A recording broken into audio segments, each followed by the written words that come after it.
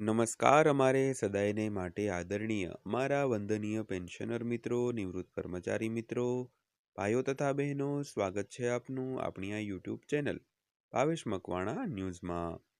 તો મિત્રો, આજ સાંજના પેન્શન સમાચારમાં આપણે વાત કરવાના છીએ પેન્શનરો અને સેવાનિવૃત્ત કર્મચારીઓના મેડિકલ એલાઉન્સને લઈને. આજરોજ તારીખ 24/1/2026ના રોજ આવી છે એક મોટી અપડેટ. તો મિત્રો, શું છે આ મોટી અપડેટ જેની આજના વિડીયોમાં આપણે એકદમ સરળ ભાષામાં વાત કરવાના છીએ? તો આજનો આ વિડીયો ખાસ કરીને અંત સુધી જોઈ લેજો. અને હજી સુધી જો આપણી આ ચેનલ તમે સબસ્ક્રાઈબ ન કરી હોય તો ડેઈલી આવી જ માહિતીઓ માટે આપણી આ યુટ્યુબ ચેનલ ખાસ કરીને અત્યારે જ સબસ્ક્રાઈબ કરી લેજો મિત્રો. તો શરૂ કરીએ આજનો આ વિડીયો. તો સૌથી પહેલાં જો વાત કરીએ તો જો 8મા પગાર પંચમાં ફિટમેન્ટ ફેક્ટર 3.5 પર સેટ કરવામાં આવે તો કેન્દ્ર સરકારના કર્મચારીઓના પગારમાં નોંધપાત્ર વધારો થઈ શકે છે. તો નવો મૂળભૂત પગાર વર્તમાન મૂળભૂત પગારને 3.5 વડે ગુણાકાર કરીને નક્કી કરવામાં આવશે, જેનાથી ગ્રુપ સી અને ગ્રુપ ડી કર્મચારીઓને નોંધપાત્ર ફાયદો થવાની અપેક્ષા છે. તો આનાથી ભથ્થામાં પણ વધારો થશે. તો વિગતો માટે સંપૂર્ણ વિડીયો છે તે તમે જોઈ લેજો. તો હવે જાન્યુઆરી મહિનો પૂરો થવાનો છે, પરંતુ 8મા પગાર પંચમાં ફિટમેન્ટ ફેક્ટર અંગેની સ્થિતિ હજુ પણ અસ્પષ્ટ છે. તો આ દરમિયાન federation of national postal organisation એટલે કે FNPO એ સરકાર સમક્ષ એક મહત્વપૂર્ણ માંગણી મૂકી છે.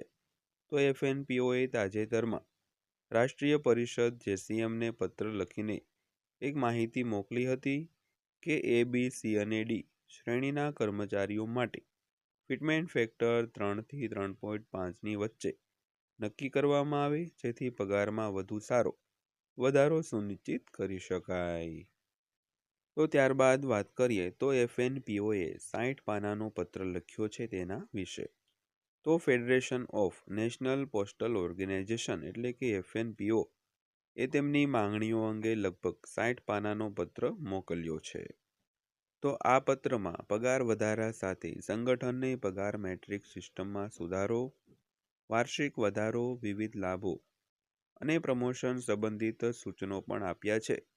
તો FNPO સભ્ય શિવાજી વાસી રેડ્ડી અનુસાર 25 ફેબ્રુઆરીએ રાષ્ટ્રીય પરિષદની બેઠકનો પ્રસ્તાવ પણ છે.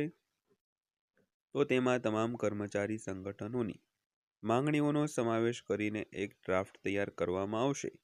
અને આ પછી આ ડ્રાફ્ટ 8મા પગાર પંચના અધ્યક્ષ જે નિવૃત્ત ન્યાયાધીશ છે રંજના પ્રકાશ દેસાઈ તેને પણ મોકલવામાં આવશે મિત્રો. તો ત્યારબાદ વાત કરીએ તો FNPOની માંગણીઓના સમર્થનમાં દલીલ વિશે. તો FNPO દલીલ કરે છે કે 3% વાર્ષિક વધારો અપૂરતો છે. તો સંગઠને કર્મચારીઓ માટે અર્થપૂર્ણ નાણાકીય પ્રગતિ સુનિશ્ચિત કરવા માટે અને સરકારના પગાર માળખાને અન્ય સંગઠિત ક્ષેત્રોની નજીક લાવવા માટે તેને 5% સુધી વધારવાનું સૂચન પણ કર્યું છે. તો આ ખાસ કરીને ગ્રુપ સી અને ડી કર્મચારીઓ માટે મહત્વપૂર્ણ છે, જ્યારે પ્રમોશનની તકો મર્યાદિત છે. તો વધુમાં સંગઠનને સરકારને 7મા પગાર પંચની મેટ્રિક સિસ્ટમ જાળવી રાખવા વિનંતી પણ કરી છે, કારણ કે તેનાથી પગાર નિર્ધારણમાં સ્પષ્ટતા આવી શકે છે અને વિવાદો ઓછા થાય છે મિત્રો. તો ત્યારબાદ જોઈએ તો 25 ફેબ્રુઆરીએ એક મહત્વપૂર્ણ બેઠક યોજાશે. તો FNPOના જનરલ સેક્રેટરી અને NCJCMના સભ્ય શિવાજી વાસી રેડ્ડીએ જણાવ્યું હતું કે વિવિધ કેન્દ્રીય કર્મચારી સંગઠનો પાસેથી સૂચનો એકત્રિત કર્યા પછી NCJCM 25 ફેબ્રુઆરી 2026ના રોજ ડ્રાફ્ટિંગ કમિટીના સભ્યો સાથે મુલાકાત કરશે. તો આ બેઠકના પરિણામે અંતિમ ભલામણો તૈયાર કરવામાં આવશે અને 8મા પગાર પંચના અધ્યક્ષ રંજના પ્રકાશ દેસાઈને સુપરત કરવામાં આવશે મિત્રો.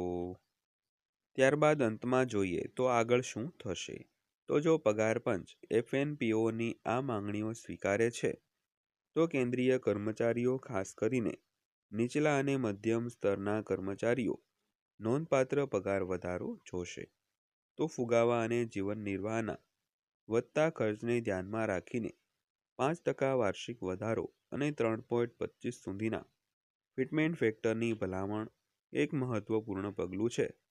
તો હવે બધાની નજર 25 ફેબ્રુઆરીની બેઠક પર છે મિત્રો.